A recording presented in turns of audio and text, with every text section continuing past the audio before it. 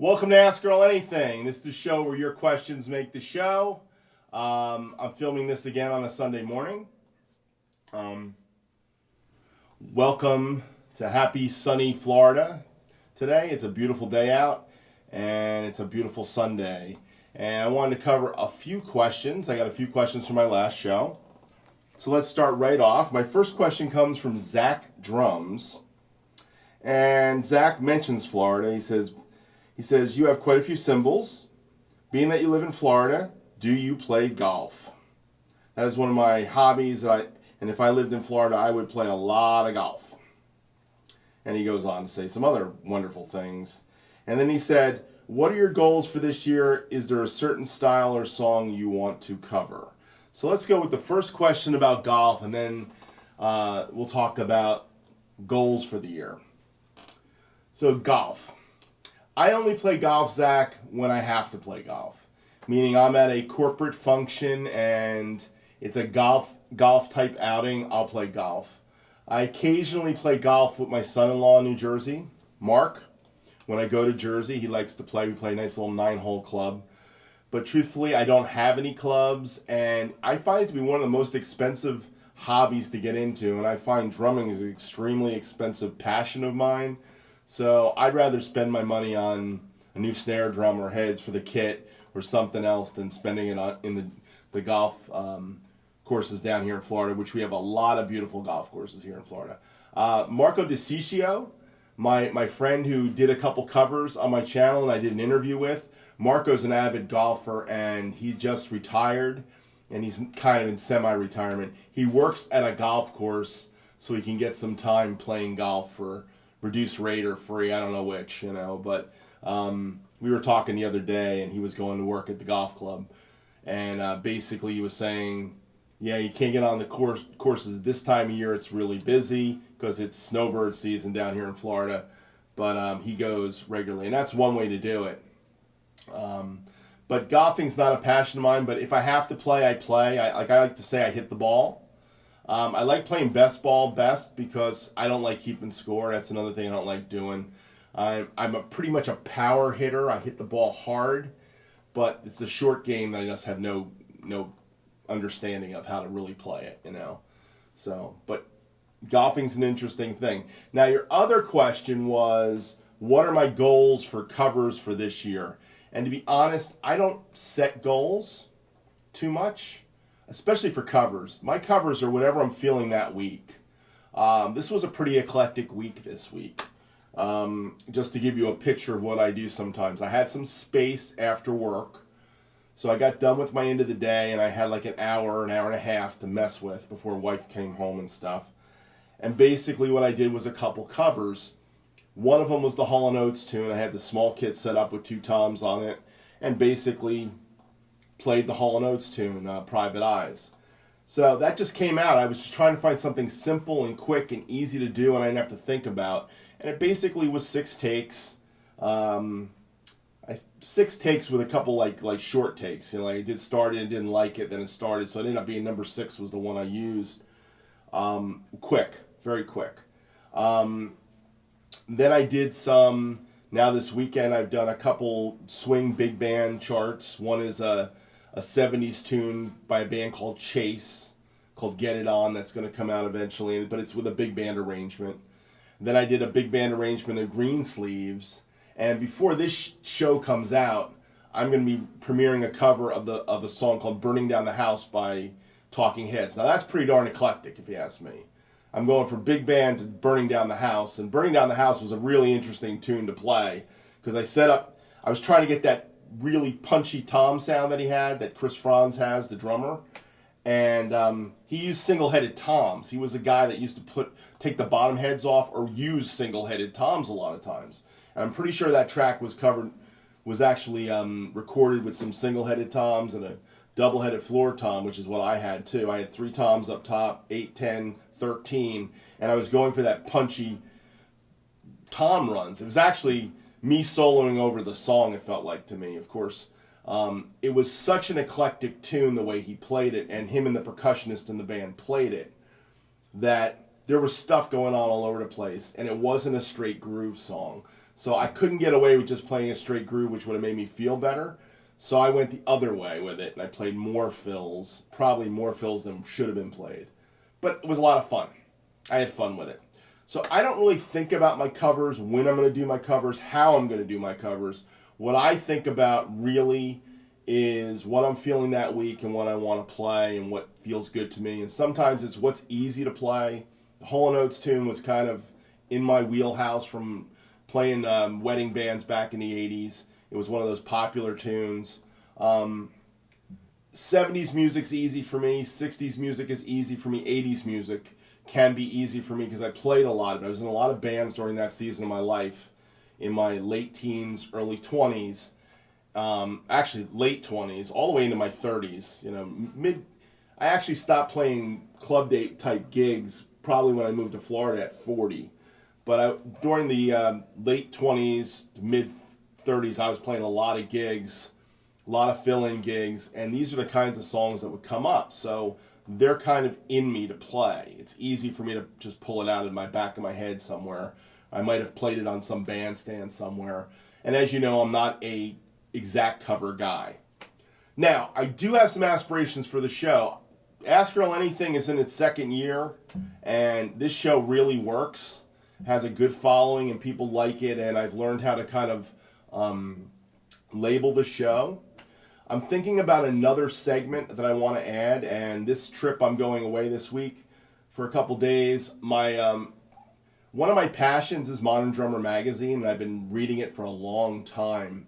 And what I like to do is I'd like to take classic issues of Modern Drummer magazine that I've read and really know cover to cover kind of things, and talk about the issue and what inspired me from that issue.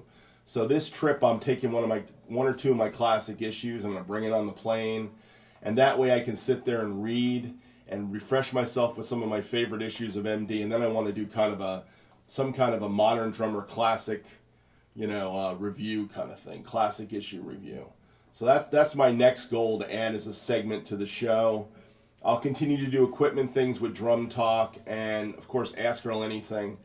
And the drum covers just come in and out to kind of fill in the gaps. And I try to keep the channel interesting, and I try to keep it fun.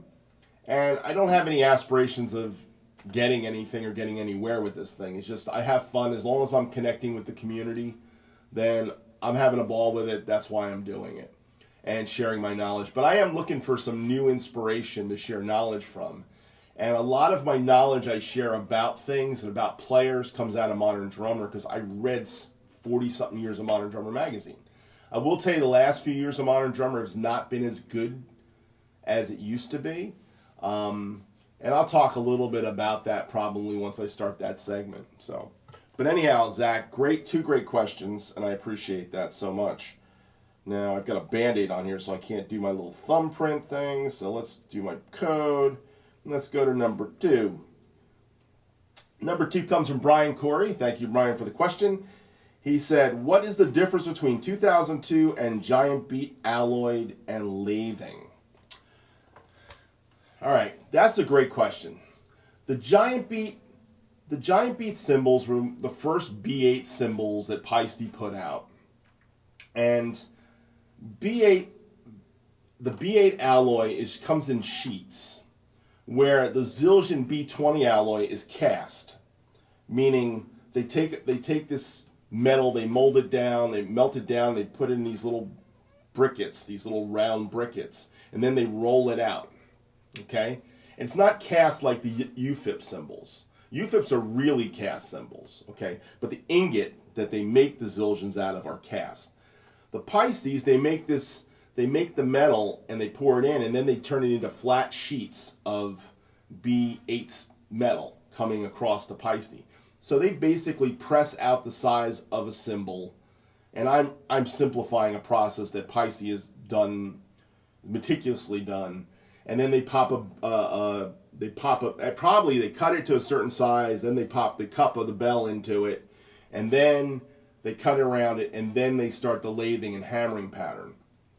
The hammering and the lathing on the Giant Beat is extremely fine lathing on Giant Beat cymbals. And the difference between the 2002s and the giant beats is the fine lathing, the defined hammering, which is very machine-like, again, and it's a very thin cymbal. Again, giant beats were designed in the 60s when they were making thinner cymbals. It wasn't until the late 70s, early 80s that they started getting thicker and thicker, trying to find this sound and also a cymbal that wouldn't break as easily under the rock drummers playing. Because when you're bashing a thin cymbal, you eventually crack a cymbal. There's no doubt about it. And I think that's where the giant beats were probably doing really well, except they were starting to get cracked. And guys like Bonham and others that were playing them were saying, yeah, I just cracked another one, send me another 20. And Paiste was trying to figure out what's the next level. They went to the 2002. So the 2002s were a little heavier, and their lathing pattern is a little bit more defined lathing around and a little bit less thin and tight. The giant beat seems to be a very tight lathing pattern, okay? And the hammering on the 2002s was much lighter than this Big Beat 2002. This Big Beat 2002's got a lot of hammering, kind of reminiscent of the Modern Essentials, the 602 Modern Essentials, where they were going for the more of that hammered look, kind of like what they started doing with the Paiste signatures, and then the traditionals, and then the dark energies, and then the 20s. So by the time they got to the 602 reissue and Vinny Colaiuta came on board, Vinny said, I want something a little bit darker, a little bit something else. They took a 602 and they basically hammered it hard into what they call today Modern Essentials. And then about a year and a half later, the Paiste 2002 Big Beats came out. A thinner cymbal, reminiscent of the Paiste Giant Beats, but with a different hand hammering type thing. The traditional 2002s have less of a hammering pattern. It's more of the hammering pattern similar to the Giant Beats. Not the same, because the Giant Beats are really fine and really tight, and the 2002s are not as tight. It's maybe a little wider, their hammering. But anyhow, great question. That's my understanding of the B8 metal, the way I understand it going. I will say B8's got a certain sound. It just cuts, it's glassy. That's what I love about Giant Beats. They're kind of a glassy, dark sound because they're thin, they're a little bit darker. Darker means lower pitch usually to most guys. When we say darker, we're saying lower pitch. Thinner cymbals that are big produce a lower pitch. This has got the glassy tone to it too. It's just got a little bit more complex sounds coming out of it because of the hammering and the 2002 type hammering on it. But beautiful cymbals sit right in the mix a certain way, different than the Zildjians. Zildjians have got a different sound going for it. Not one better than the other. It's just a different complexity to it. So, but great question, Brian. Excellent question. The next question comes from Ronnie. Drum On. Ronnie at Drum On. Ronnie's got a Facebook group too, Drum On. Ronnie's never asked a question, I don't think. We've been friends for quite some time. And Ronnie asked a question. He said, I thought, let's see, we were talking about sizes of drums and bass drums and tom setups and blah, blah, blah. And let's find the question. So he says, I have a question. Most drums have a 45-degree bearing edge, and the Gretsch drums have a 30-degree bearing edge. What's the difference in sound? Awesome, ask Earl anything, blah, blah, blah. Thank you very much, Ronnie. I do appreciate I added the blah, blah, blah. Ronnie did not put blah, blah, blah in there. 30 over, round over, or 45. I think what we're talking about here basically is the round over gives it more of a vintage, darker vibe to the sound of the head on the shell, the way it sits on the shell. The 45 is more, it's more of an edge that's a little bit more precision. It gives a more cutting, biting sound through it. And 45s are what everybody was going to back in the 80s and 90s and early 2000s till Gretsch found itself again. You know, Gretsch was lost for years. Years and years of Gretsch being lost out there. Now, they never stopped making drums the same way. Matter of fact, my 79 Gretsch kit, when people see it, they say, is that a USA custom? Well, in 79, there was no such thing as a USA custom. I mean, the Gretsch history was broadcaster drums in the 50s, 3-ply shells with this round over edge, 30-degree round over edge,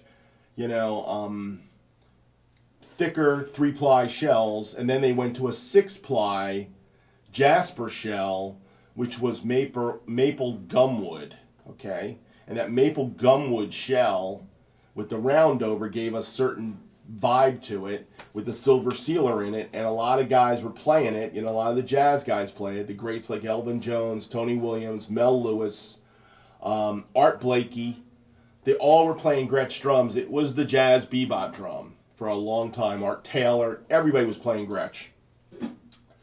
Charlie Watts was a Gretsch guy, so he was a jazz guy. So Charlie Watts of the Rolling Stones wanted to play Gretsch, so he played Gretsch. Where Ringo was a rock guy, and Ringo made Ludwig the drums of the rock drummers.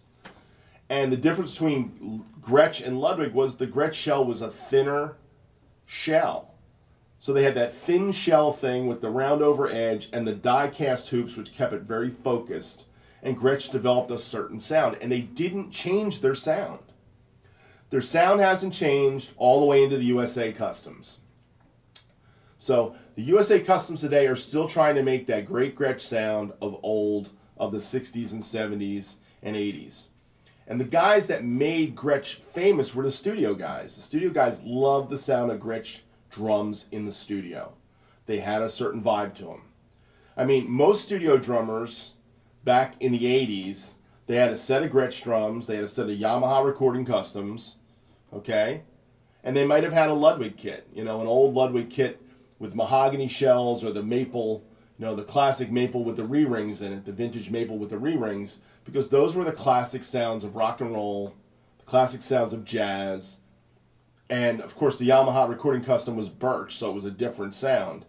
And Steve Gadd made that famous, and a lot of guys, in the 80s you had a lot of Yamaha Recording Customs showing up in studios. But then you had your guys like Jeff Porcaro and Vinnie Colaiuta and others would show up to sessions having Gretsch drums. And that has continued. So Gretsch found itself again in the 2000s.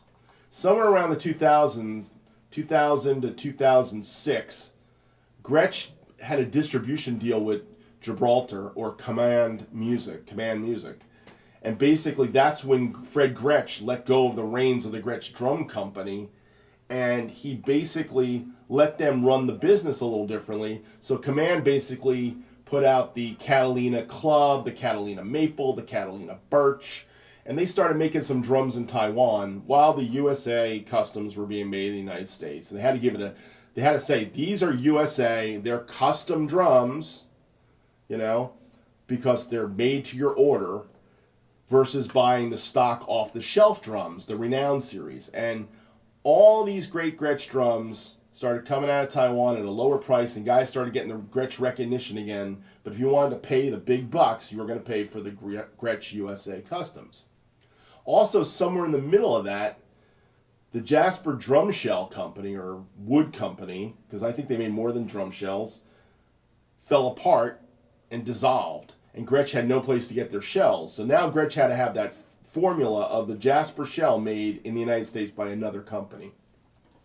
Because Gretsch was never a company making their own shells. And so it took them a while to figure that out. I have a friend, Scott Hayes, and he's got a set of Gretsch USA Customs. I think it's from like 2007 or 8. And he got it with a glass wrap finish. It's kind of like a silver sparkle finish, but it was like they called it glass wrap. And he's never liked the sound of those drums with the wrap on it. So he spent a lot of money on a kit, and now he's taken all of his wraps off his drums to get it back to the regular wood. And by the way, Scott loves doing this stuff because that's what he did to this kit. He did the same thing. He took the wraps off and turned these drums into something else. That's what Scott does. So it's kind of comical he's done it to his expensive USA Custom kit. But and the reason why he did it was he came over my house one day and he hit my drums and he said, "My drums don't sound like your drums." And the difference between my drums and his drums was I don't have a wrap on my drums. My drums are veneer. So what you have on the Gretsch 79 kit I have is a walnut veneer, which meant they took a thin ply of wood and they finished it in walnut, and they put that into the shell construction, and that's how they made it. They called it a veneer.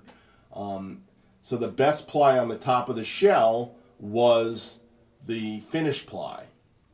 And see, the reason why pearl wraps came about anyhow is because drums were getting bad wood with knots and all kinds of stuff, and it didn't look pretty. So you had to make sure that your finished ply, the one on the outside of the drum, looked pretty. That's why when you pull a wrap off a drum, it doesn't necessarily make the drum look pretty, because even if you sand it down, you find the knots and the other things that make the drum a little messy, and that's what they could hide the blemishes by putting a plastic wrap over it. So the plastic wrap thing takes away from the sound, and it hides the blemishes of the wood of the shell they made. So today's shells are made a lot better, even from, the ones you get from China or Taiwan. They're not hiding the blemishes. They're hiding the blemishes in the shell. They're making sure that outer ply is a good shell ply, and it's not causing a problem. So, anyhow, back to the roundover. The roundover gives it that vintage darker sound. That 45 is a more cutting sound. It became the standard of the 80s, 90s, early 2000s. Then Gretsch came back, found favor, and now everybody was trying to copy old vintage drums. Ludwig's had that roundover too. They just didn't talk about it. If you go on those vintage Ludwig drums prior to 78, when they came out with the new 6-ply maple drums, the 78 catalog, 80 catalog, where they came out with the 6-ply maple drums without reinforcing rings, those started to have that more precision 45-degree edge on them. Okay?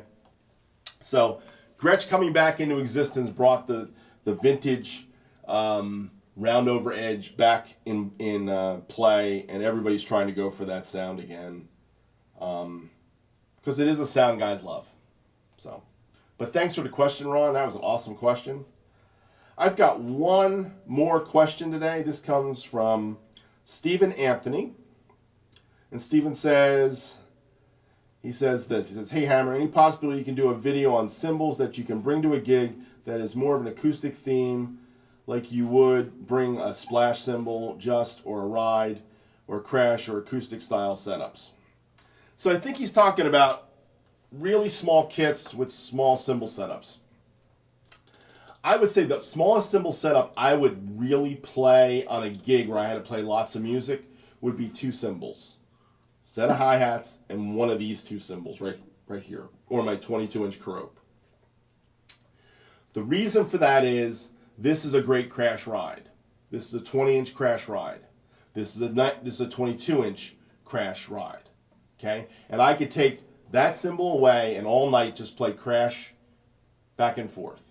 So what you need to play a simple gig with just one cymbal is that. A splash cymbal, unless you're playing that kind of Duru Jones, that kind of hip-hoppy kind of groove stuff, and that's all you're doing is laying into those grooves, that's when you might have a splash or a stack or something, and your whole gig's going to be on that kind of music, then it might work.